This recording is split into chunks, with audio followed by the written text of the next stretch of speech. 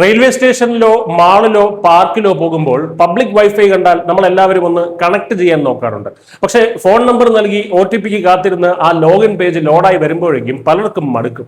ചിലപ്പോൾ ഒരു പൊതുസ്ഥലത്ത് സൗജന്യ വൈഫൈ കിട്ടാൻ ബാങ്ക് ലോൺ പാസ്സാക്കി എടുക്കുന്നതിനേക്കാൾ പാടാണെന്ന് തോന്നും. എന്നാൽ രാജ്യത്തെ സാധാരണക്കാരുടെ ഈ ഒരു തലവേദനകൾക്ക് ഉടൻ അവസാനമാകാൻ പോവുകയാണ്. രാജ്യത്തുടനീളം ഇനി എവിടെ പോയാലും വെവ്വേറെ വൈഫൈ പാസ്വേഡുകൾ അന്വേഷിച്ച് നടക്കേണ്ടതില്ല.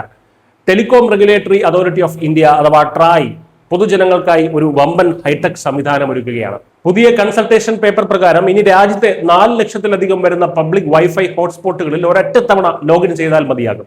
അതായത് ഒരൊറ്റ പാസ്വേഡിൽ രാജ്യത്തെവിടെയും തടസ്സങ്ങളില്ലാതെ അതിവേഗ ഇന്റർനെറ്റ് ലഭ്യമാകും. കേന്ദ്ര സർക്കാരിന്റെ PM വാണി പദ്ധതിയുടെ നിലവിലെ പോരായ്മകൾ പരിഹരിക്കാനാണ് ഈ ഒരു പുതിയ നീക്കം ഇപ്പോൾ ഉണ്ടാകുന്നത്. നിലവിൽ രാജ്യത്ത് 4 ലക്ഷത്തോളം ഹോട്ട്സ്പോട്ടുകൾ സജീവമായി ഉണ്ട് എന്നത് പലർക്കും അറിയില്ല.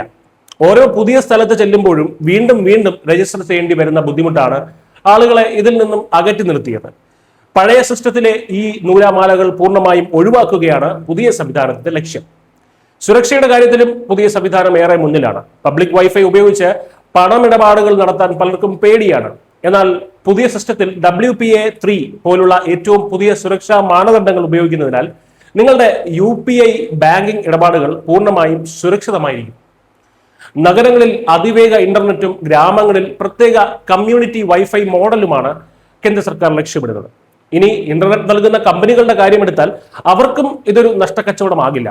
പഴയ സിസ്റ്റം പരാജയപ്പെടാൻ കാരണം അവർക്ക് ഇതിൽ നിന്ന് വരുമാനമില്ലായിരുന്നു എന്നതാണ്. എന്നാൽ സൗജന്യ ഇന്റർനെറ്റിനൊപ്പം ചെറിയ പരസ്യങ്ങൾ കാണിച്ചും വേഗത കൂടിയ ഡാറ്റയ്ക്ക് പ്രീമിയം സബ്സ്ക്രിപ്ഷൻ ഈടാക്കിയും സർക്കാരിന്റെ സാമ്പത്തിക സഹായത്തോടെയും കമ്പനികൾക്ക് വരുമാനം കണ്ടെത്താനുള്ള 3 വഴികൾ ട്രായ് നിർദ്ദേശിച്ചിട്ടുണ്ട്.